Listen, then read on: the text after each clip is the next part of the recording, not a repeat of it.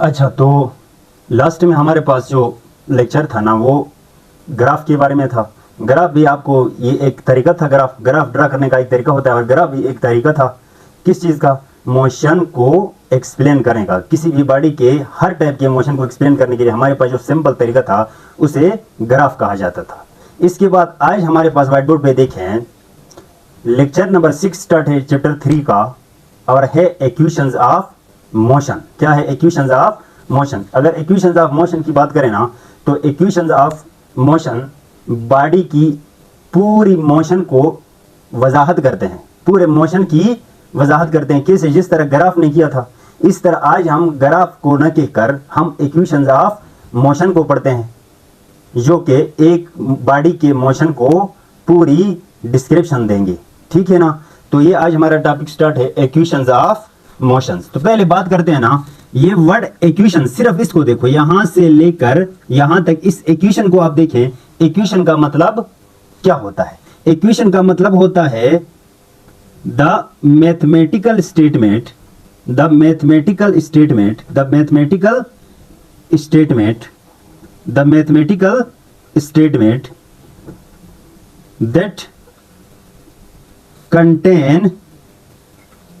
that contain equality, that contain equality, ये होता है equality.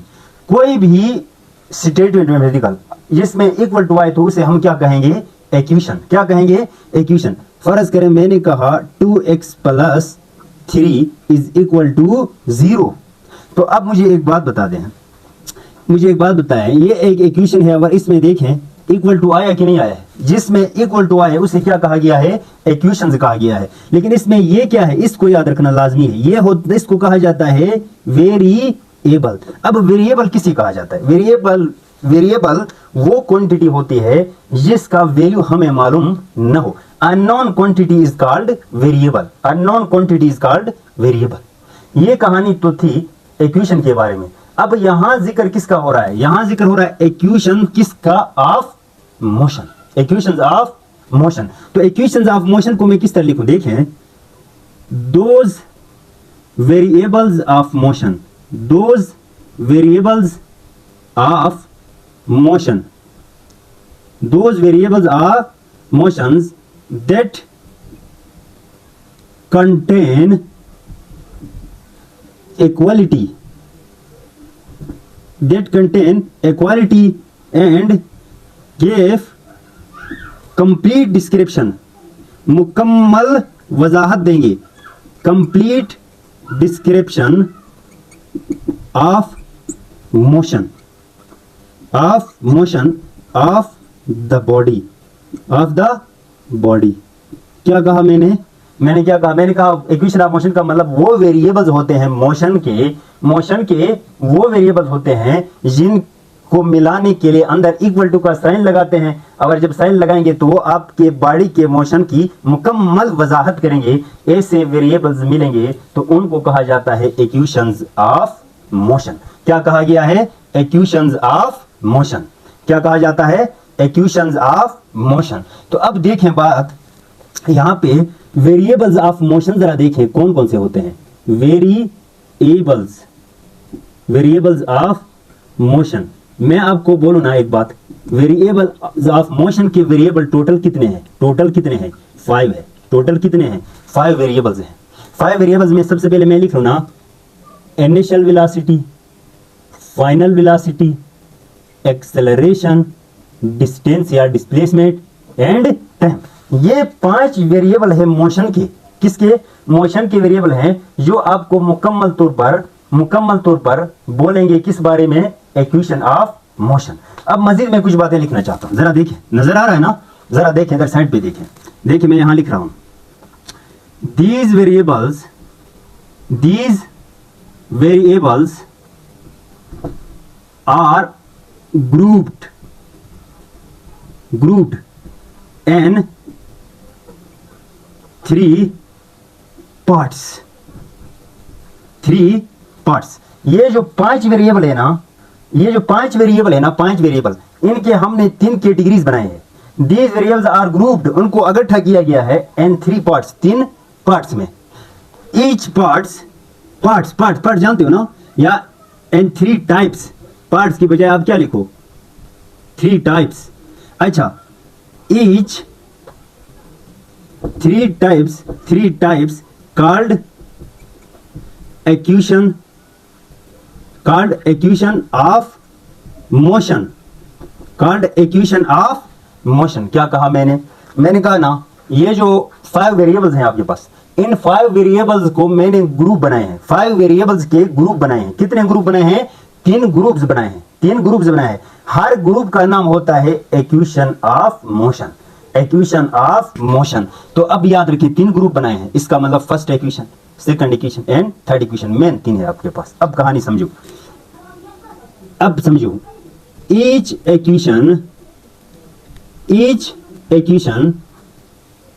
Contain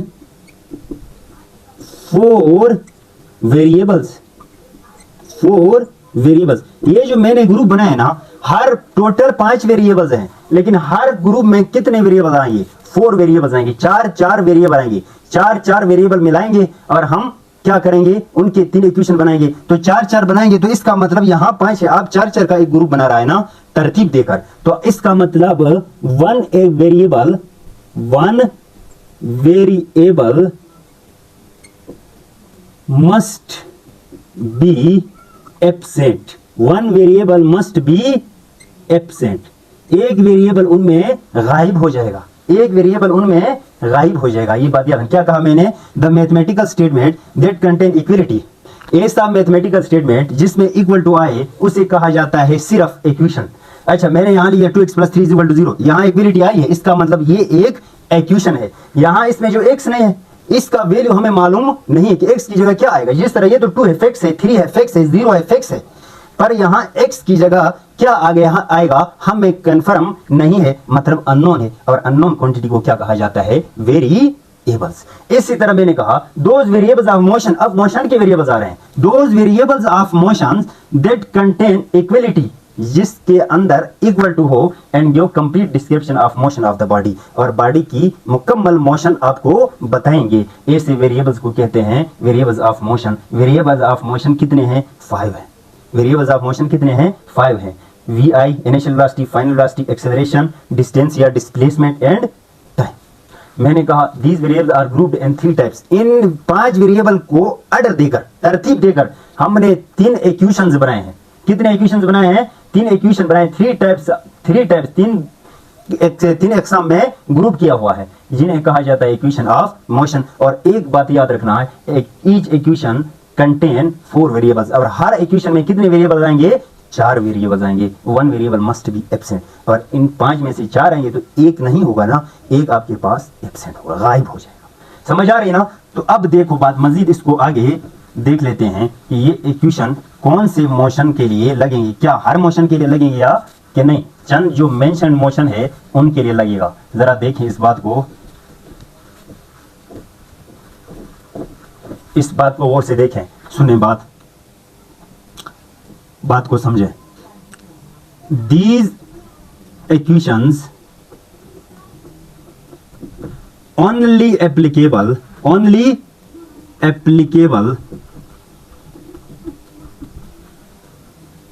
for body and motion, with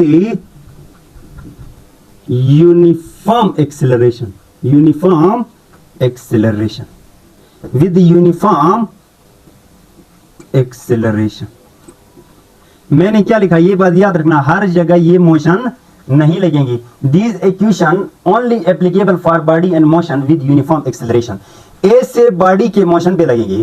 क्या कहा मैंने? ऐसे बॉडी के मोशन पे लगेंगे जो यूनिफॉर्म एक्सेलरेशन के साथ मोशन करे। यूनिफॉर्म एक्सेलरेशन क्या मतलब? पीछे जाकर यूनिफॉर्म एक्सेलरेशन का लेक्चर देखें आप।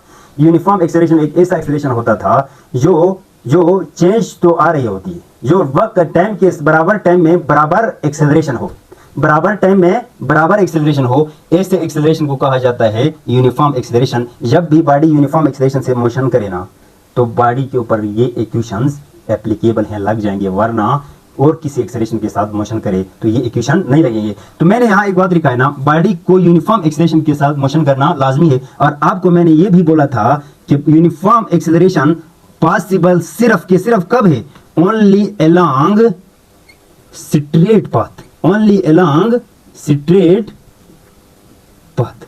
भाई आप कहेंगे सर ये यूनिफॉर्म एक्सेलरेशन के साथ लगेंगे, मतलब और नहीं लगेंगे, लगते हैं।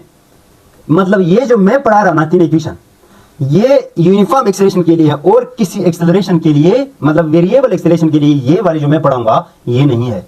अब आप देखें, मैंने कहा बॉडी का मोशन स्ट्रेट पाथ पे भी होगा और यूनिफॉर्म एक्सेलरेशन भी हो, ये शर्त लाजमी है। तो याद रखना, सिर्फ एक बेस्ट एग्जांपल आपको बताओ ना, ऐसे बॉडी का बेस्ट एग्जांपल आपको बताओ ना, तो free fall motion, free fall.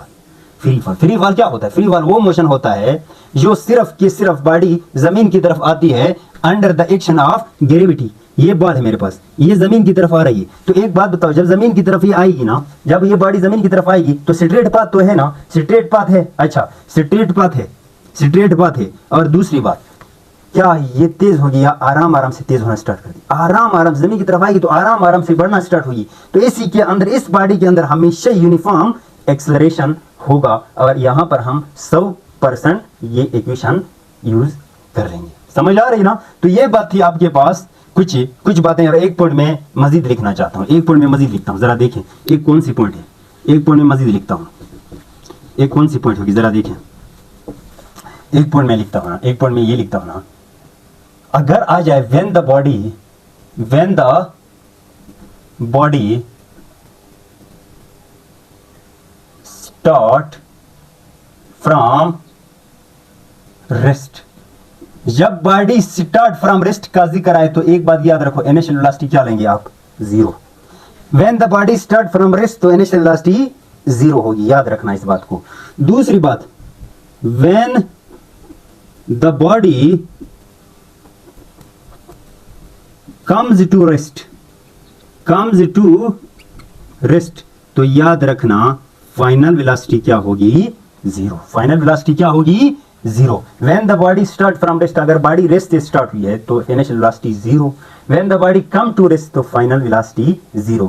इन बातों को अपने ज़हन में याद रखते हुए मैं आपको अब बताता हूं first equation of motion, first equation of motion, first equation of motion, first equation of motion, first equation of motion, first equation. पहली बात मैं आपको बताऊं ना, VF is equal to VI plus AT, VF is equal to VI plus AT, VF is equal to VI plus AT। आप कहेंगे sir ये कैसे आया, आप प्रूफ कर सकते हैं? मैं प्रूफ कर दूंगा, सारे 3 इक्वेशन प्रूफ कर दूंगा, लेकिन इस लेक्चर में नहीं, अगले लेक्चर में। आपको मैं बता दूं ना, ये ऐसे रट के याद रखना है, ऐसे रट के कि जिंदगी भर आपसे ना भूले। VF is equal to VI plus AT, VF is equal to VI plus AT, ये रट के याद रखना है, क्योंकि प्रूफ तो मैं करूंगा, प्रूफ करने के बाद ही नहीं आएगा, दोबारा आपको रट के याद रखना होता है इन चीजों को। अच्छा अब बात देखें ना, जिसमें कितने टर्म्स हैं, टोटल वेरिएबल। मैंने अभी बोला था आपको इक्वेशन में 4 वेरिएबल होंगे, 1 2 3 4। आप बताओ VF क्या है? VF क्या है बताओ? VF है फाइनल वेलोसिटी। क्या है? Final velocity. VI क्या है बताओ? Initial velocity, initial velocity. अच्छा आप बताओ A क्या है? A क्या है? A एक्सेलरेशन नहीं, A है यूनिफॉर्म एक्सेलरेशन। अच्छा ये T क्या है? T आपके पास है टाइम, T आपके पास क्या है? टाइम। T आपके पास क्या है? टाइम। अब बात याद रखना, कहानी समझो गौर से। आप बताओ इसमें एब्सेंट क्या है? 5 वेरिएबल थे, इधर आपने 4 का ग्रुप बनाया है। बताओ इसमें से एब्सेंट क्या आ रहा है? एब्सेंट आ रहा है आपके पास S आपके पास क्या आ रहा है? एब्सेंट आ रहा है ना। अब कहानी समझो, अब कहानी समझो। ये इक्वेशन हम यूज कहां करते हैं? न्यूमेरिकल हल करते वक्त, न्यूमेरिकल हल करते वक्त, न्यूमेरिकल हल करते वक्त पहली बात आपको बताना, आपने गिवन डेटा लिखना है, फिर रिक्वायर्ड डेटा लिखना है, फिर आपने हल फार्मूले से हल करना स्टार्ट करना है। लेकिन एक बात याद रखो, when ever 3 of 4 3 of 4 values whenever 3 of 4 quantities are known. The fourth one will be found. मैंने क्या कहा, मैंने ये बात क्या लिखी, मैंने कहा जब भी 4 वेरिएबल में से अगर आपको 3 वेरिएबल दिया हुआ हो, क्या कहा, जब भी 4 वेरिएबल में से ना 3 वेरिएबल्स आपको दिया हुआ हो, 4 वेरिएबल में से 3 वेरिएबल्स आपको दिया हुआ हो, तो चौथा वेरिएबल आप मालूम कर सकते हैं इक्वेशन को यूज करके। अब आप कहेंगे sir VF is equal to VI plus AT, ये इक्वेशन में कब लगाऊं, मैं ये इक्वेशन कब लगाऊं? तो याद रखो इन 4 वेरिएबल में से 3 आपको दिया हो, चौथा मालूम कर सकते हैं जबकि डिस्टेंस का जिक्र न हो। When there is no distance और डिस्प्लेसमेंट मेंशन, डिस्टेंस मेंशनड, कोई डिस्टेंस या डिस्प्लेसमेंट मेंशन ना हो, कोई डिस्टेंस और डिस्प्लेसमेंट मेंशन ना हो, कोई डिस्टेंस और डिस्प्लेसमेंट मेंशन ना हो। आप कहेंगे सर ये न्यूमेरिकल के लिए, हाँ ये न्यूमेरिकल के लिए है, लेकिन एग्जाम या टेस्ट में किस तरह आएंगे मैं आपको बताऊं ना। एक बात याद रखें, इसमें यहाँ पर इस फर्स्ट इक्वेशन के 2 फॉर्म होंगे, एक को मैं कहूंगा ना, एक को मैं कहूंगा। अच्छा चलो इससे पहले मैं आपसे पूछूं यूनिट्स की, यूनिट या डायमेंशन आपसे पूछा जाता है। इन इक्वेशन में ज्यादातर क्या पूछा जाता है, यूनिट या डायमेंशन। तो मुझे एक बात बताएं, VF is equal to VI plus AT, VF is equal to VI plus AT आपसे डायरेक्ट कहेगा कि आप बताओ फाइनल वेलोसिटी का यूनिट क्या है और डायमेंशन क्या है। देखो मेरी बात समझो, मैं इधर लिख रहा हूं VF is equal to VI plus AT, आपसे पूछा जाएगा कि फाइनल वेलोसिटी का यूनिट बताओ, तो फाइनल वेलोसिटी का यूनिट आसान है, इधर इसका यूनिट बताओ। इनिशियल वेलोसिटी का यूनिट क्या है, मीटर पर सेकंड, प्लस एक्सेलरेशन का क्या है, मीटर पर सेकंड स्क्वायर, टाइम का क्या है, सेकंड है कि नहीं है, इस सेकंड से ये सेकंड कैंसल, तो VF is equal to VF, ये फर्स्ट चैप्टर की बात आ रही है, VF is equal to 1 metre पर सेकंड इधर है, 1 मीटर पर सेकंड इधर है, तो कितने मीटर पर सेकंड, 2 मीटर, 2 and 2 मीटर पर सेकंड। तो 2 तो ये कांस्टेंट नंबर है, आपके पास फाइनल वेलोसिटी का 2 तो कांस्टेंट नंबर है ना, ये तो कोई यूनिट नहीं होता है, तो बताइए यूनिट क्या आया, मीटर पर सेकंड। आपसे फाइनल का पूछा था, आपने फाइनल निकाल दिया। हाँ अगर मैं आपसे पूछूं, आप बताओ केस नंबर 2 में मैं आपसे पूछूं एक्सेलरेशन का यूनिट क्या होगा, तो एक बात याद रखो, एक बात याद रखो, ये जो क्वांटिटी नहीं है, ये क्वांटिटी और ये क्वांटिटी, मैंने आपको बोला था 2 क्वांटिटी ऐड और सब्ट्रैक्ट उस वक्त हो सकती है जब दोनों के यूनिट क्या हो, सेम हो, 2 टर्म के यूनिट सेम हो। देखो एक टर्म ये है, एक टर्म पूरा ये है, तो आपसे पूछा जाए इनिशियल वेलोसिटी फाइनल वेलोसिटी का तो मीटर पर सेकंड है, तो इनिशियल वेलोसिटी का क्या होगा, तो आप कहेंगे सर ये भी क्या है, इनिशियल वेलोसिटी का क्या है, इनिशियल वेलोसिटी का क्या है, तो आप कहेंगे सर ये भी क्या आएगा, मीटर पर सेकंड। क्यों मीटर पर सेकंड है ना, क्यों मीटर पर सेकंड है, यहां से निकालो, अब इस तरीके से निकाल सकते हैं जिस तरह मैंने पहले फाइनल में निकाला था। आपसे वो अगर पूछे ऐसे कि सर आप AT बताओ, AT का यूनिट क्या होगा, AT का यहां पर AT का यूनिट क्या होगा, तो याद रखना है, आप इस तरह निकाल भी सकते हैं, मैं आपको शॉर्टकट भी निकालो। एक्सेलरेशन पढ़ के आया मीटर पर सेकंड स्क्वायर n2 सेकंड, ये और ये कैंसिल, तो क्या आया मीटर पर सेकंड। AT का यूनिट क्या आया, मीटर पर सेकंड, लेकिन मैं आपको शॉर्ट में बताऊं ना, यहां ये दोनों एडिशन में हो या सब्ट्रैक्शन में हो, क्या कहा, ये दोनों एडिशन में हो या सब्ट्रैक्शन में हो, तो याद रखना ये बात, ये दोनों एडिशन में हो या सब्ट्रैक्शन में हो। एडिशन और सब्ट्रैक्शन में 2 टर्म ऐड और सब्ट्रैक्ट उस वक्त हो सकते हैं जब दोनों का यूनिट क्या आए, सेम है। तो इसका मतलब ये दोनों एडिशन में है ना, इसका मतलब ये ऐड तब ही हुए हैं ना कि ये टर्म और इस टर्म और इस टर्म का यूनिट क्या आ रहे हैं, सेम आ रहे हैं। तो याद रखना AT का यूनिट क्या होगा, AT का यूनिट क्या होगा, वही होगा जो इनिशियल का है। AT का यूनिट क्या होगा, वही होगा जो इनिशियल वेलोसिटी का है। तो ये आपसे यूनिट पूछा जाता था। अगर डायमेंशन की बात करें तो डायमेंशन निकालने का तरीका, तो आप डायमेंशन सीखो ना, डायमेंशन निकालो, शाबाश। डायमेंशन क्या है, यहाँ L, यहाँ निकालो LT इनवर्स, अच्छा यहाँ निकालो यहां निकालो एल टी इनवर्स। अच्छा यहां निकालो एल टी इनवर्स। यूनिट जब निकल आता है तो डायमेंशन निकालना कोई मुश्किल काम नहीं होता है। यूनिट जब निकल आते हैं तो डायमेंशन निकालना कोई मुश्किल काम नहीं होता है। तो यहां तक मेरे ख्याल से आपको समझ आई गई है। अच्छा यूनिट और डायमेंशन निकाल लेना था, यूनिट और डायमेंशन निकालना था। यूनिट और क्या, यूनिट और डायमेंशन ही मैंने निकाल दिया है। पर एक लास्ट में आपको बताऊं ना, लास्ट पॉइंट में आपको बताऊं ना, इस इक्वेशन का एक होता है स्केलर फॉर्म और एक होता है वेक्टर फॉर्म। एक होता है स्केलर फॉर्म और एक होता है वेक्टर फॉर्म। स्केलर फॉर्म में आपके पास क्या है, जरा इधर देखिए, VF is equal to VI plus AT, ये स्केलर फॉर्म मतलब सिर्फ मैग्नीट्यूड। ये वेक्टर फॉर्म में क्या मतलब है, देखें VF is equal to VI plus AT, VF is equal to VI plus AT। Scalar और वेक्टर फॉर्म देखो, एक स्केलर फॉर्म और एक वेक्टर फॉर्म।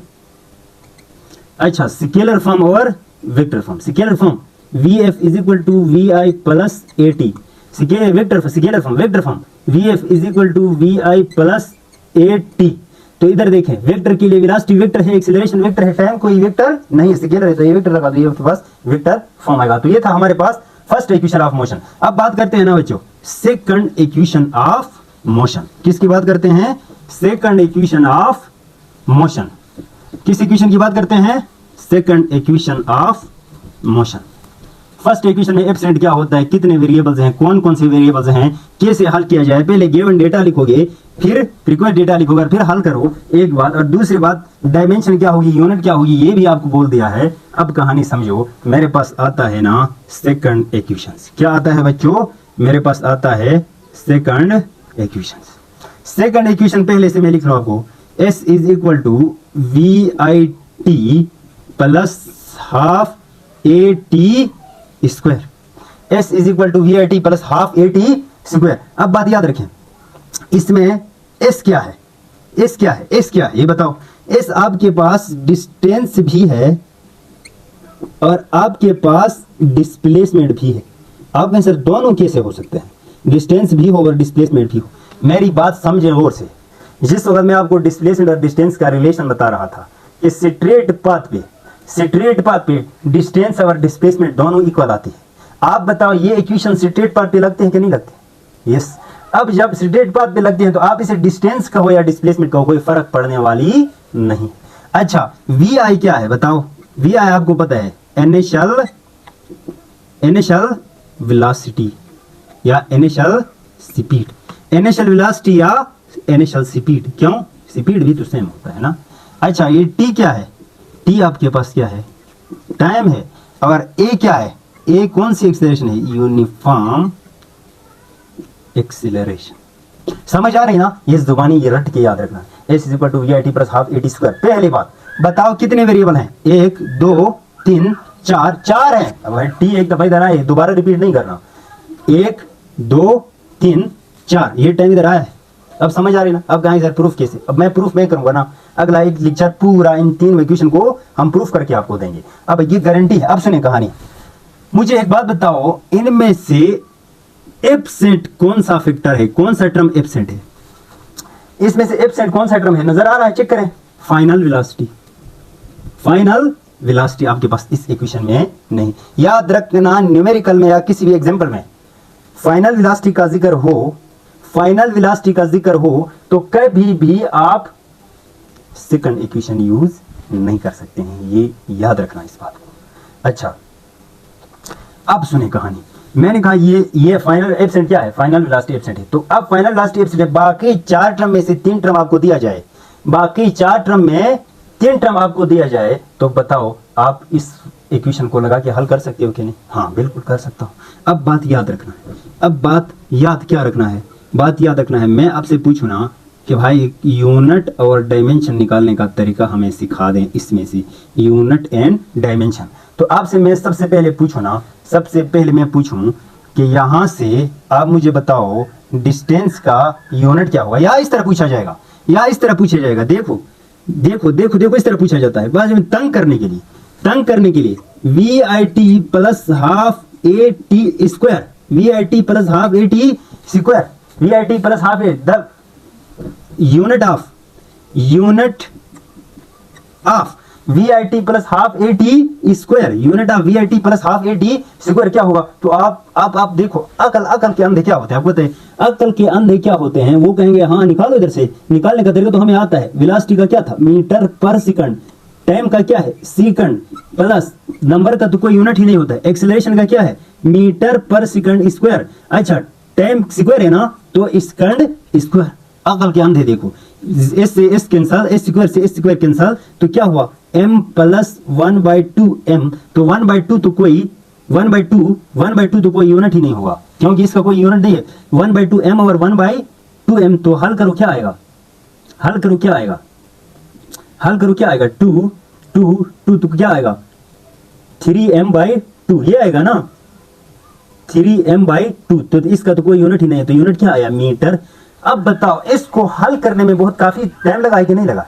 भाई इतना टाइम नहीं होता है। अब शॉर्टकट में देखो, V I T plus half A T square, V I T plus half A T square, बताओ सारे किसके इक्वल हैं? डिस्टेंस के। तो बताओ डिस्टेंस का यूनिट क्या था? मीटर। भाई ये इक्वल है, इसका मतलब ये है इस सारे का यूनिट इसके यूनिट के बराबर आएगा।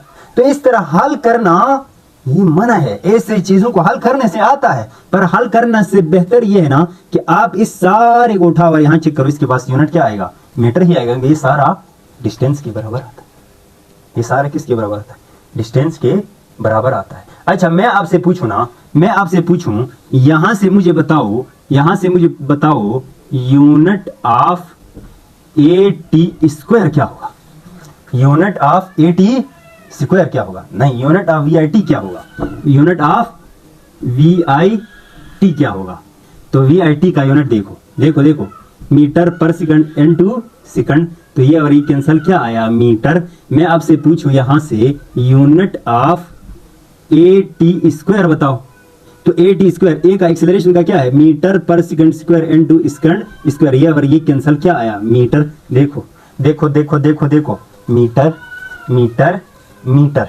अब बात याद रखो, अगर ये मीटर आता है तो इसका भी मीटर होना लाजमी है, क्योंकि दो लाइक टर्म्स, दो एडिशन, क्वांटिटी का एडिशन तब होता है, क्वांटिटी का एडिशन या क्वांटिटी का सब्ट्रैक्शन तब होता है मेरे बच्चों, जब दोनों टर्म के यूनिट क्या है? सेम आए। तो इसका अगर यूनिट मीटर आ रहा है तो इस सारे का यूनिट क्या आएगा? मीटर आएगा।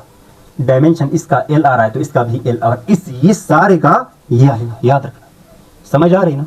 अच्छा अब बात करते हैं, अब इसी में बात करते हैं, ये जो क्वेश्चन मैं बता रहा हूँ ये याद रखना है, और इसको रट के याद रखना है। S equal to V I T plus half A T square, S equal to V I T plus half A T square. अब भाई सही तरीके से याद करना होता है। मैं आपसे पूछना स्केलर फॉर्म बताओ, पहले इस इक्वेशन का स्केलर फॉर्म बताओ, इस इक्वेशन का स्केलर फॉर्म। तो स्केलर फॉर्म आपको पता है, S is equal to V I T plus half A T square. अच्छा मैं आपसे पूछूं वेक्टर फॉर्म बताओ, इस इक्वेशन का वेक्टर फॉर्म बताओ। तो वेक्टर फॉर्म कैसे निकलता है जरा देखो, s is equal to V I T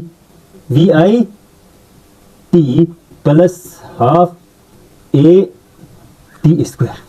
ये वेक्टर फॉर्म है कि नहीं? s equal to V I T plus half A T square, ये आपके पास क्या आ रहा है? Vector form. अब बात करते हैं थर्ड इक्वेशन की। किसकी बात करते हैं? थर्ड इक्वेशन की। अब बात करते हैं किसकी? थर्ड इक्वेशन की। अब बात करते हैं किसकी? थर्ड इक्वेशन की।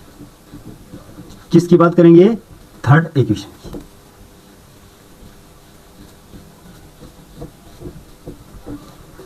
अब बात करते हैं हम थर्ड इक्वेशन के बारे में थोड़ा कुछ। कौन सा इक्वेशन? Third equation. अच्छा बात याद रखें ना, थर्ड इक्वेशन में आपको बता दूं 2as is equal to V F square minus V I square. 2as equal to V F square minus V I square. अब इसमें याद रखना है a क्या है बताओ? a क्या है? Uniform acceleration. अच्छा इसमें s क्या है? डिस्टेंस या डिस्प्लेसमेंट। अच्छा इसमें vf क्या है? vf क्या है? Final velocity. vi क्या है? Initial velocity, initial velocity. अब कहानी समझो, बात याद रखो ना कि इसमें एब्सेंट कौन आ रहा है, इसमें मुझे बताओ एब्सेंट कौन आ रहा है। इस देखो वेरिएबल टोटल कितने थे, 5, वेरिएबल टोटल कितने थे, 5 में से यहाँ कितने दिए हैं, 4, एक एब्सेंट है, कौन एब्सेंट है बताओ। यहाँ पर एब्सेंट आपके पास टाइम आ रहा है, जब भी टाइम न दिया हुआ हो, जब टाइम न दिया हो, इनमें से 3 वेरिएबल दिया हो तो चौथा आप निकाल सकते हैं, लेकिन टाइम दिया हुआ ना हो, ये याद रखना है। और इसको रट के क्या करना होता है, याद रखना है 2s = vf² - vi²। समझ आ रही ना। अच्छा, अब बात देखें, अब बात समझें, इसमें मैं क्या कहने जा रहा हूं, इसमें मैं क्या कह रहा हूं, जरा इधर देखें।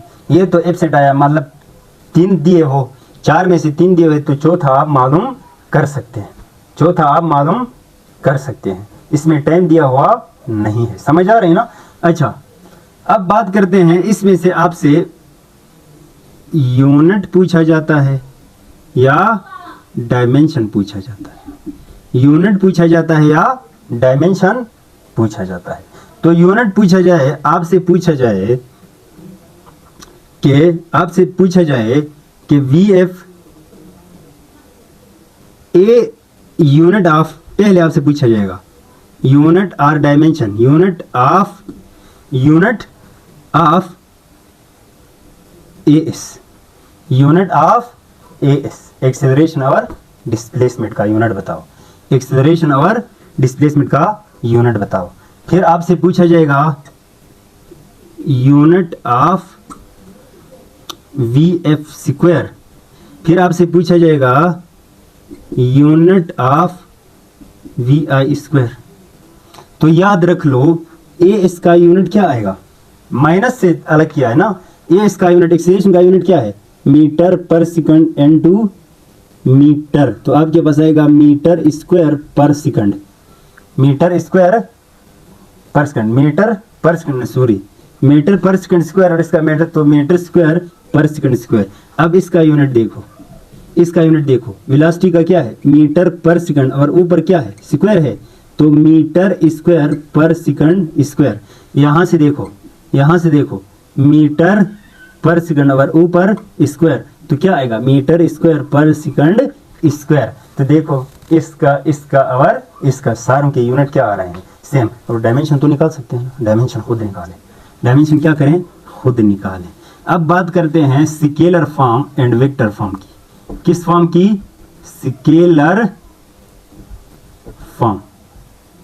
स्केलर फॉर्म में क्या लिखेंगे, 2as = vf² - vi²। अच्छा, वेक्टर फॉर्म देखो, इसका वेक्टर फॉर्म, इसका वेक्टर फॉर्म। अच्छा, इधर सुने, 2as = ऊपर वेक्टर लगाना है ना, ना इधर देखो, vf²,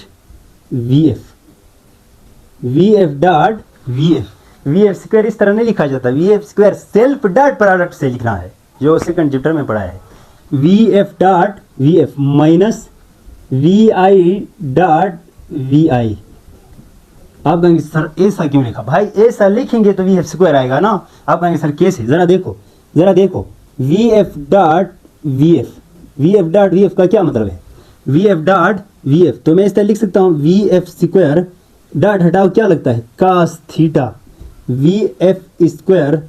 दो सेल्फ प्रोडक्ट में एंगल कितने का होता है, सेल्फ प्रोडक्ट में एंगल 0 का होता है, और cos 0 किसके बराबर होता है, 1 के। तो बताओ vf क्या आया, vf², क्यों vf² आया ना, ये स्केलर प्रोडक्ट है, ये स्केलर प्रोडक्ट है। अब वेक्टर प्रोडक्ट में लिखना हो तो इस तरह लिखा जाएगा, वेक्टर प्रोडक्ट में इसी तरह लिखा जाएगा। ये से मैंने आपको समझाया था, याद होगा आपको, kinetic energy is equal to half mv²। तो ये कौन सा था, ये क्या था, ये था स्केलर फॉर्म, स्केलर फॉर्म था। ये कौन सा फॉर्म था, स्केलर फॉर्म। मैंने इस तरह लिखा था, kinetic energy is equal to half mv.v। ये था काइनेटिक एनर्जी का वेक्टर फॉर्म। सेकंड चैप्टर को जाकर टच करो, पता चल जाएगा ये कहानी। तो ये था आपके पास थर्ड लॉ। बच्चों मैं आपको कुछ नई बातें इन तीनों इक्वेशन में बता दूं ना। इन तीनों इक्वेशन में मैं आपको तीनों इक्वेशन मैंने यहाँ तक पढ़ाया, आपने याद कर लिया होगा। तीनों के तीनों को याद करना है तीनों के तीनों को याद करना है। सबसे पहला case, when body starts from rest, जब बॉडी रेस्ट से स्टार्ट होगी तो एक बात आपको पता है, इनिशियल वेलोसिटी क्या होती है, 0। उस वक्त फर्स्ट इक्वेशन बताओ, फर्स्ट इक्वेशन, सेकंड बताओ और थर्ड बताओ। तो फर्स्ट इक्वेशन टोटल है क्या, V F is equal to V I plus A T है ना। तो इसका जब when body start from rest उस वक्त फर्स्ट इक्वेशन कैसा बनेगा, देखे वी एफ प्लस नहीं V F is equal to, ये पूरा 0 हुआ कि नहीं हुआ, क्योंकि इनिशियल 0 होती है 80। याद रखना, कभी कभी एमसीक्यूज में पूछा जाता है when body starts from rest what is the form of first equation. अच्छा, फिर मैंने कहा S is equal to V I T plus half A T square. तो अब सुने कहानी, अब कहानी समझे। मैं इस तरह लिख सकता हूँ S is equal to half A T square, ये बॉडी स्टार्ट फ्रॉम रेस्ट वाली कहानी में आ रहा। अच्छा, अब देखें 2AS is equal to V F square minus V I square, तो क्या बनेगा 2AS is equal to V F square. तो ये कहानी थी बॉडी स्टार्ट फ्रॉम रेस्ट और बॉडी कम्स टू रेस्ट के लिए। आप खुद बताएं, कम्स टू रेस्ट के लिए ये केस मैं आपको हवाले करके भेज जाता हूँ। देखें मैं क्या लिखता हूँ, मैं क्या लिखता हूँ ना, व्हेन मैं इधर देखो, इधर देखें, व्हेन बॉडी कम्स टू